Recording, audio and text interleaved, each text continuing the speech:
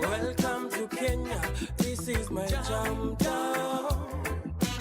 Hi, everyone, and thank you so much for joining us at the Pan-African Film Podcast. This is your space. Your host for today is Anna Morano, a development executive based in New York, and her co-host is Nazizi Herji, a hip-hop and reggae artist and radio presenter based in Nairobi. Why are we doing this? This is really a platform for constructive discussion about stories relating to African culture. Anyone from African birth or descent is welcome, and this is about you. All these stories are about you. Stories that impact you, impact your life. Stories that we haven't heard, stories that have been collecting dust. Here at the Pan-African Film Podcast, you get to hear them all and interact directly. Whether it's a short film, feature film, or even a documentary, you get to speak to the makers of your stories. Many of them get lost in the shelves, get rusty and dusty, but now you have an opportunity to listen to all the information that's out there from the people who know. Hi, everyone. Welcome to the Pan-African Film Podcast. I'm here today and I'll be your host. My name is Anna Morano. I'm development executive at Incubator Films. Here today with the wonderful Nazizi Herji, who's joining me all the way from Nairobi, Kenya. Hi. So we're going to kick off with telling you a little bit about why we want to do the Pan-African Film Podcast and why it's important to us. I started off as a producer in East Africa over 15 years ago. And funnily enough, worked on a short with Nazizi back then. So I'll let Nazizi say a few words about that. Hi, guys. Welcome to the Pan-African Film Podcast. I'm Nazizi from Kenya, Nairobi. I'm a hip-hop, reggae, dancehall artist. I'm currently working on radio as a radio host. And I've worked with all sorts of artists, directors, dancers, musicians from, all over, especially in Africa. And yeah, I've basically been doing music for the last 22 years of my life. And it's been an amazing journey. And I'm super excited to be part of this podcast. I've known Anna for over 15 years. We worked on a short film basically about a true story about my life. So it was really cool to have this very interesting thing that happened to me when I was younger, turned into a short film, which was produced by Mnet, and it was called Rastar, and Anna was part of the project as well.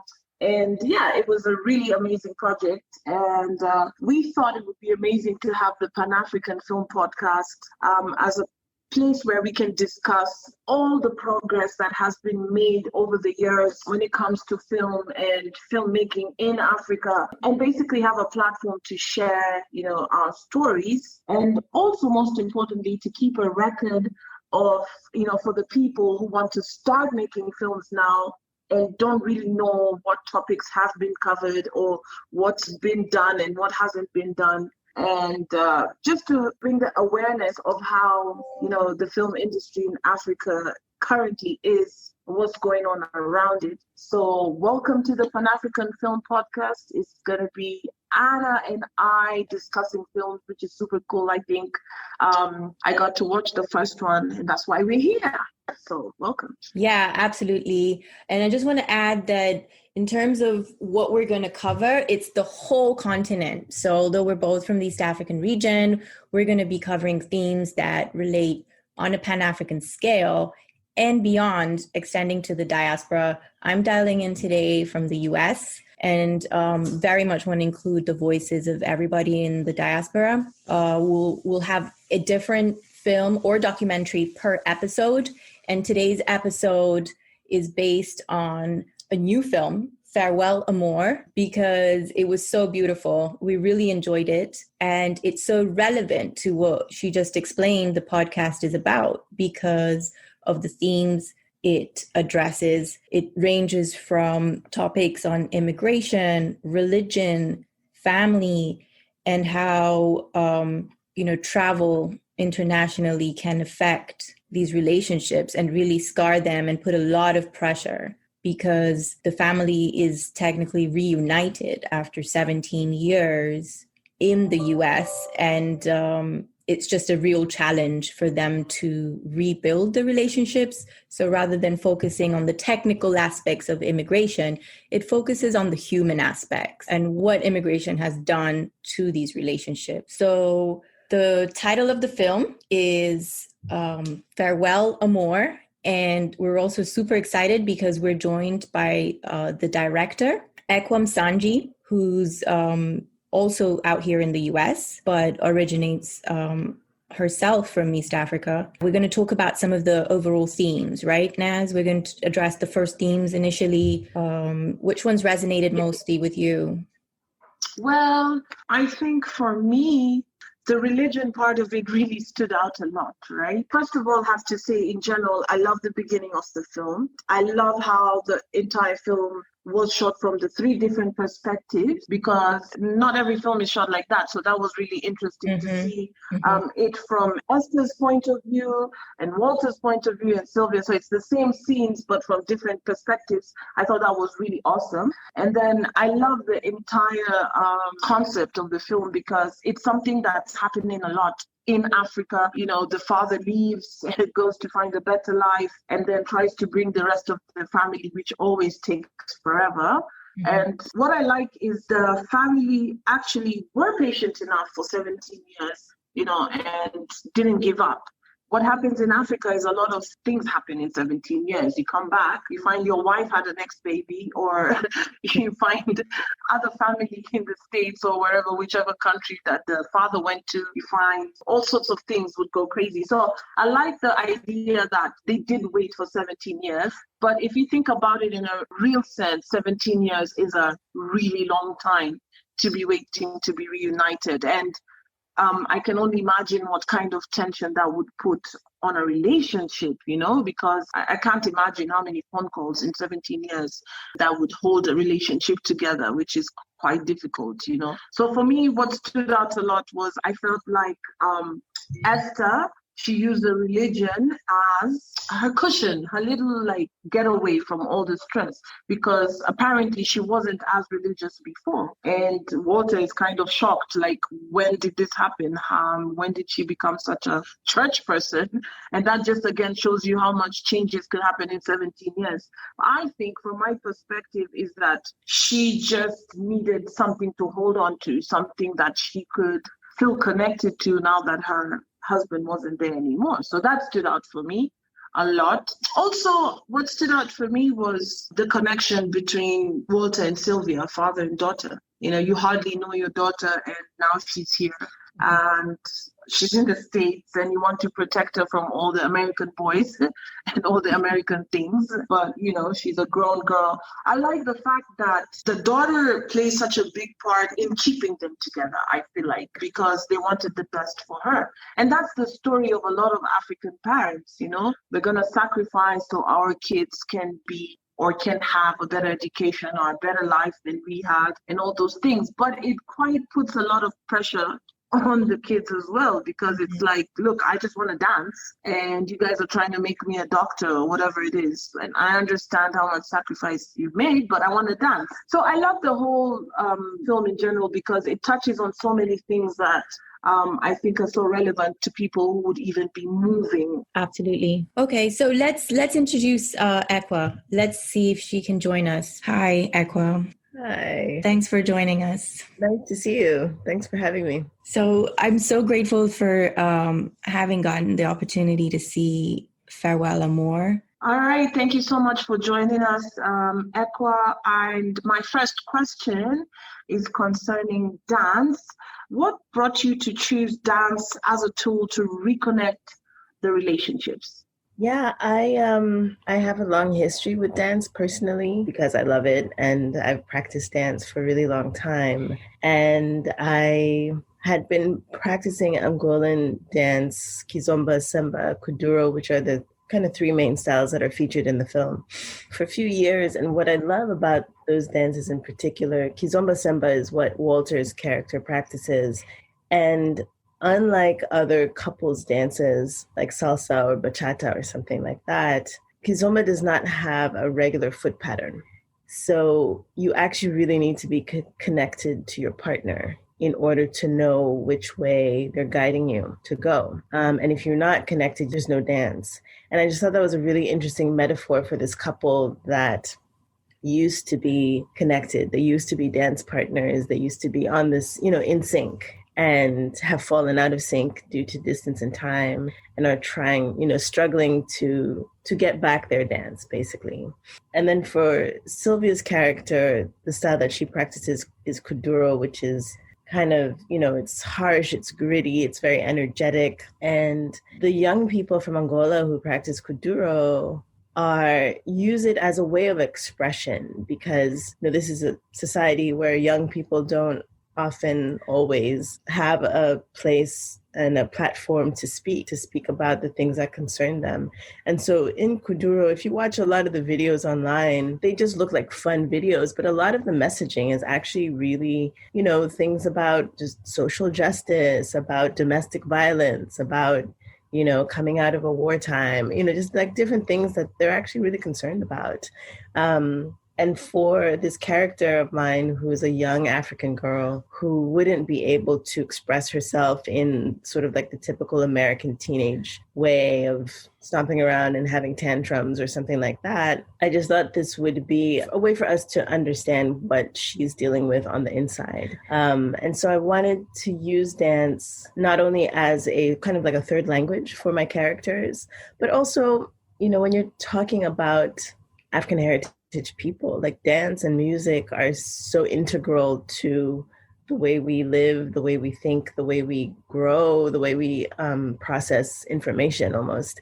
It's a little hard not to include music and dance. Yeah, I think, I don't know if you agree, but I find that art is often used as a form of healing. Yes. On many levels. And it just so happens, I think, people of African heritage have a lot of healing to do in general. Absolutely. And to be honest, even in the current circumstances, the lack of, personal interaction at the moment has really been, I think, more challenging on many levels, in particular to that healing process and what it's done to the arts and artists. So I think, just coming out at this time is going to be really amazing, the film, for that reason. Yeah. And just to recap, this is a story about immigration. This is a story about family. It's a story about marriage. It's also a story about religion in the way that religion is addressed. And my second question is about religion. It's another theme that you covered in the film that stood out quite a bit. Was the message you were trying to put out is that religion is too archaic, or it's necessary for some people? I don't think religion is archaic. I think some of our religious practices could be archaic. I feel like it really depends on how we use religious practice, and understanding that for a lot of us, especially on the African continent, we were taught a particular, I want to say, style of religious practice that kind of hasn't changed much, and was also taught to us for a very particular purpose, for the most part to disenfranchise us. And so I feel like religion, as with cultural practices and all sorts of things, like there's space for us to reconsider and to re-examine as to like, is this actually helpful? Is this practice, is this method of practice, is this style, is this belief system, whatever it is, like to just basically question and trouble all of it. I believe that it is too. Religious practice, spiritual practice for me is very, very important. It may not look like what the Church of England or, whoever came first to whatever corner of the country, because we were kind of all divvied up in our countries, like different missionaries came to different corners and sort of set up shop and then taught what they thought was going to save us because, we were considered savages and, all of the colonial things. So it's a little bit about just kind of poking at and troubling, like what is this? Is this actually useful? I can see how for Esther's character, it was something that she could hold on to. Faith was something that she could hold on to keep her motivated, to help her get to where she is. And thank goodness that happened, because who knows what would have happened if it weren't for her religious belief and practice. But now that she's here, it's not really fitting. It might need to be reevaluated, and that doesn't necessarily mean throw it out the window. One of the things that I was really excited about discussing as far as religious practice as well was just the, living in Brooklyn more than a decade at this point, was also her neighbor's religious practice, and so her neighbor is an African-American woman who has committed to African religious practice, what she's gleaned and learned as an African religious practice, and is so excited to meet this African woman. But the African woman is practicing a Western religious practice, and their ability to kind of form a bond and an allyship and not really judge each other. They're actually equally as religious, but it just looks very different for the two of them. And I wanted them to sort of meet each other in that space and have that experience. They're able to actually form an allyship and a sisterhood, which I thought was really, really sweet and hopeful. Yeah, that's a great point. It actually brings me to something I wanted to discuss as well with regards to inclusion and, the immigrant family coming to America and, how that touches on the differences within the Black community in the US. I know from your personal experience, you can speak to that, and what can the audience expect on that subject when they go to watch Farewell, Amor? I mean, it's complicated. I think that's what to expect. Is that it's a complicated thing. Sylvia is also of a very particular heritage and background. She, the writing of her character was inspired a lot by my own experiences coming back to the U.S. as a teenager, about the same age. But unlike her, I came from, English is my first language. So being able to communicate in English was not a challenge for me. I had an accent. It was a little different from what I have now. So I stood out, but I understood. Because I grew up in a time and an era where all of our programming was imported and a lot of it was American. There's a lot of American culture that I was familiar with already. I mean, I hadn't experienced it, but I knew of proms and I knew of jocks and cheerleaders and Sweet Valley High and whatever.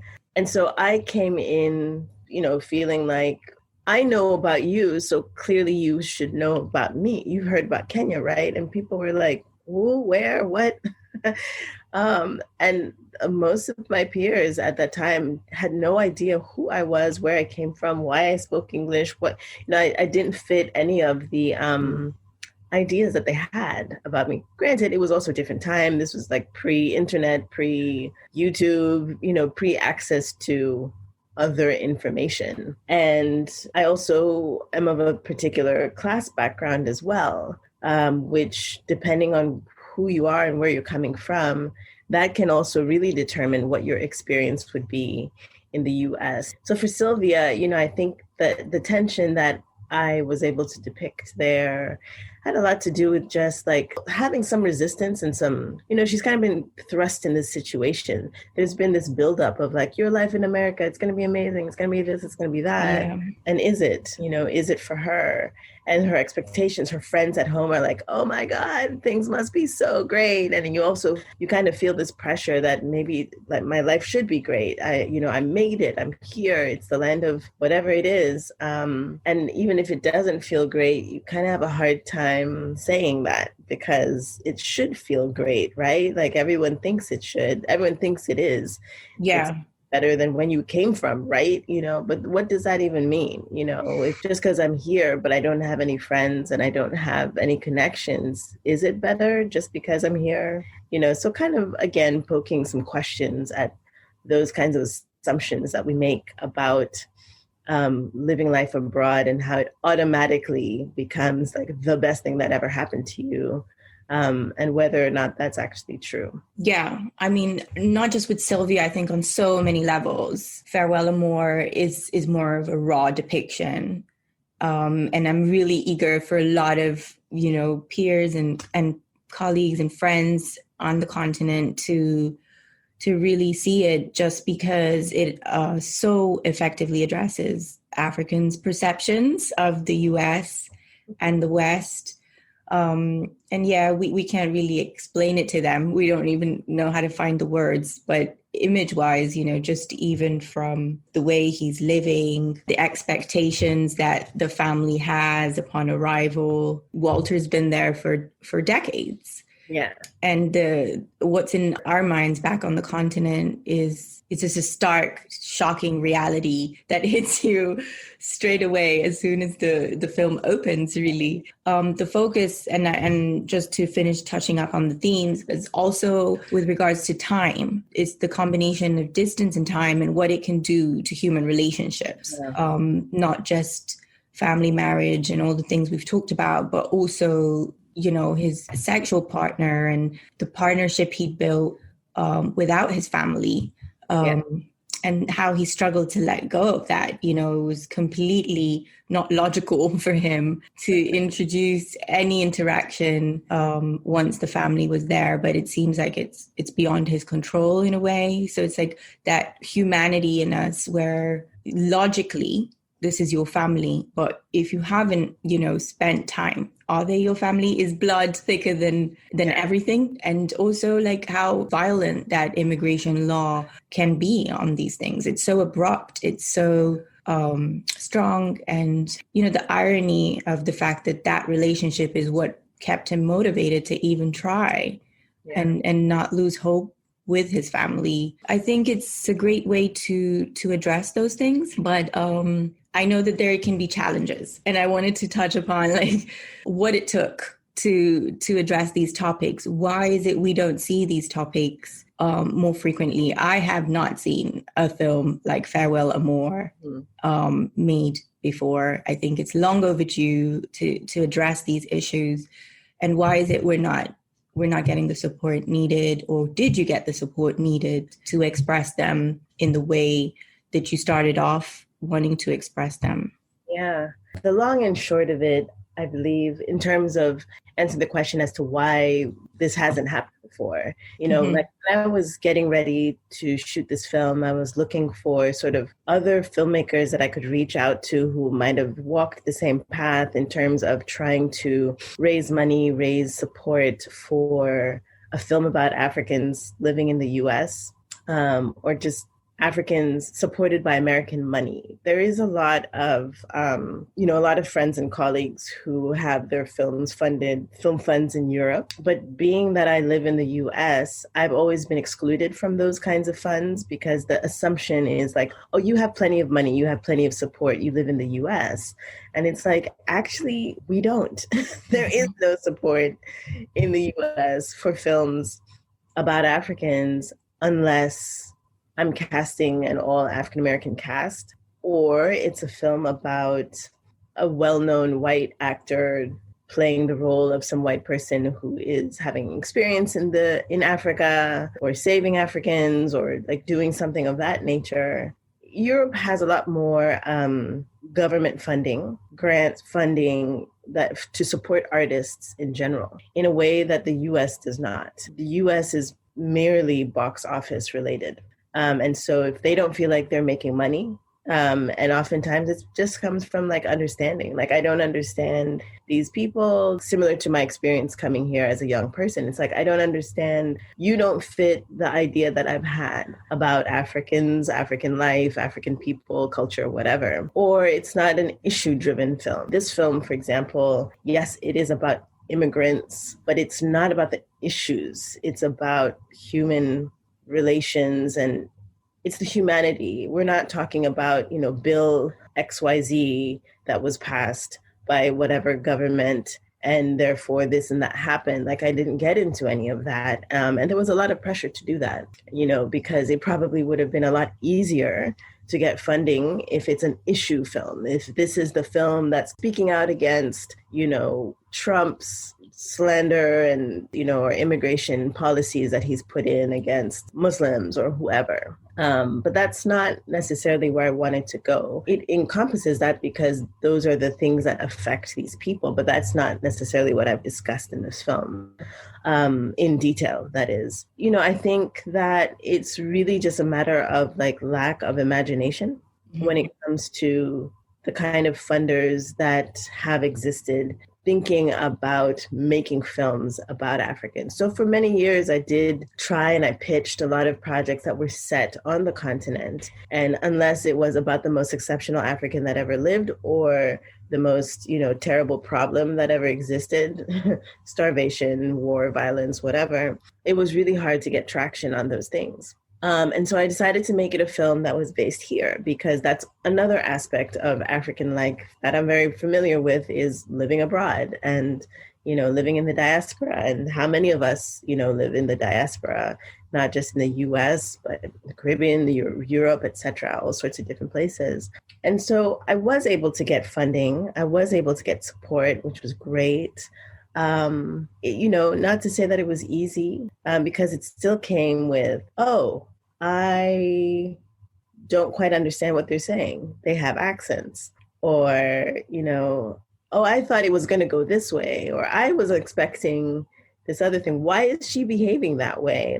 This woman with her religious practice, this is just kind of irritating, And again, it depends on sort of the lens through which your supporters are looking at it. But I was very blessed and lucky to have investors and supporters who, despite whatever fears they might have had, were able to trust my voice and were able to trust me to tell this story. I also had a producing partner who was very serious about protecting me and protecting my ability to tell this story. And if need be, reminding people, I'm sorry, who here has made an African film? Okay, good. So nobody has except for Ekwa. So we are going to leave this to Ekwa to do. And let's all take a deep breath and we'll be fine. And of course you have to kind of show along the way, showing our casting choices, of course, showing the script to begin with and all of these things and developing relationships with people so that they do trust you. And getting the film made was one step, and getting it, we premiered at Sundance to a lot of love, which was amazing, wonderful step. Getting it distributed was very different. And I hadn't really expected that because, usually I've only gotten to the point where I can't get funding to get the film made. So now that we got the film made, it felt like, yay, we're done. Then comes the distribution aspect. And that was actually really heartbreaking for a while. I mean, aside from the year that this has been and how difficult it's been for distribution in general, a lot of the early, people who came around and saw the film and loved the film and had all these deep, guttural, sort of emotional reactions to the film, loved it, but I don't think I can make money off of it. And basically boiled down to, I don't know how to market this film. Mm-hmm. And so therefore I'm not going to take it. And we had a lot of passes, which was really, really disappointing until we found the right one. And so we have IFC Films and Mubi and Netflix as our partners. And we'll be releasing the film in North America December 11th. In Africa, Netflix Africa, December 17th, and on Mubi worldwide, December 18th. Great. And just to upcoming filmmakers now, what I love about your story is you're also from, East Africa. You chose a dance from a completely different side of the continent in Angola. You've lived in the US, but the fact of the matter is that there's so many of us that although people kind of shun away, as you said, with a really important point is that a lot of it comes from fear of the unknown, and the globalization that's happening is only increasing.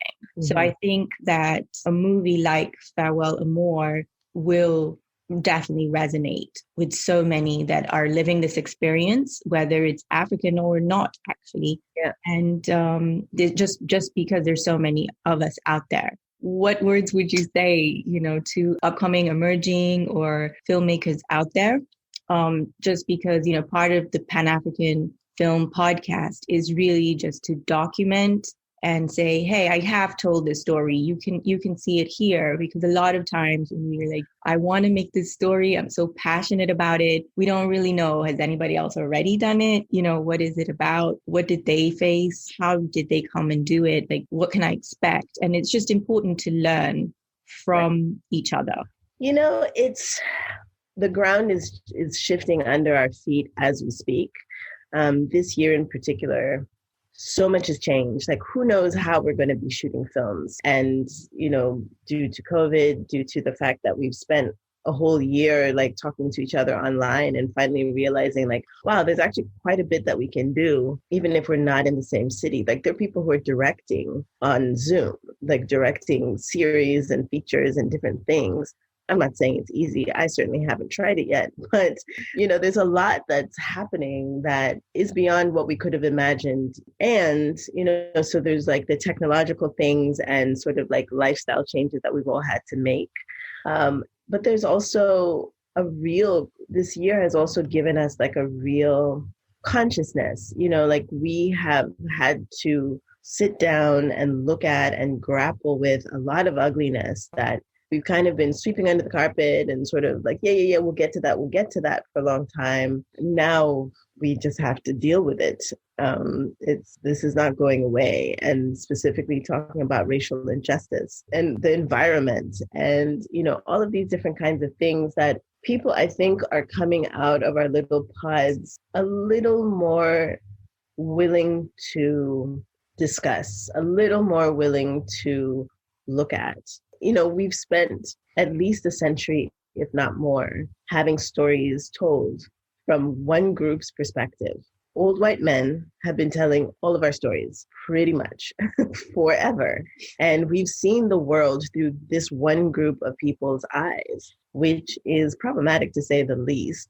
And so I would say to anybody, young filmmaker or even an older filmmaker who is starting out and who's trying to get their work made, is if there were ever a time to be bold and if there were ever a time to just kind of go out and say what it is that you want to say, that you're actually really passionate about saying, now is the time. We need to have some wrist slitting, otherwise like no one's paying attention to this. And it's true, if you go to film festivals, there's a lot of wrist slitting. I mean, not literal, but just like a lot of really depressing stuff. And it's like, yeah, but that's the point. Like, I don't want to tell those kinds of stories. I want to tell something that's, it's not mindless. We actually have humor even in our challenges, and I did. And that's the one film that I've ever made that has traveled way more than any of my other films, because people were able to like laugh at themselves and feel humanity. So, and it was a risk. It was a risk that I took. So for young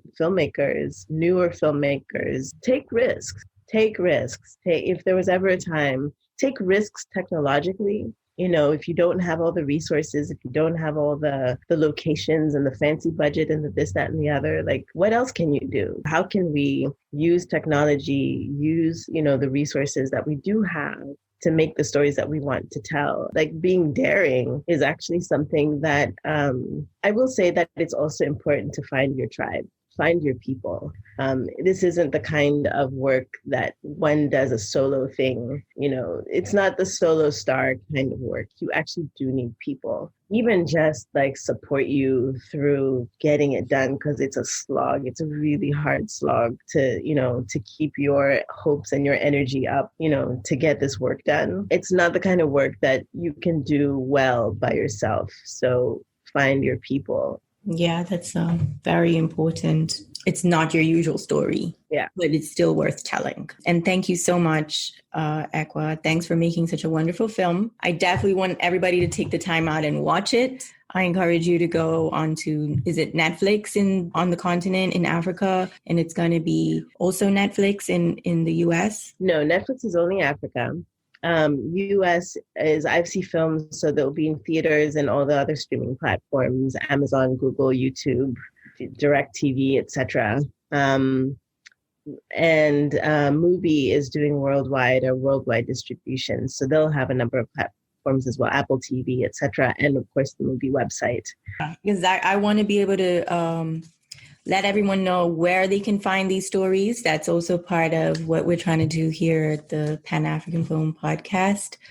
Where can you find these stories? These stories are out there now, and you can do it too. That's the other message. So thanks again for joining us. Thank you so much for your support and for watching the film. And I hope your audience gets to see the film as soon as it's out. I'm happy to, so excited to share it, especially with the African continent. This was made with our African people in mind. You know, this is my gift. This is my offering. 2020, here you go. Well received. Thanks, Ekwa.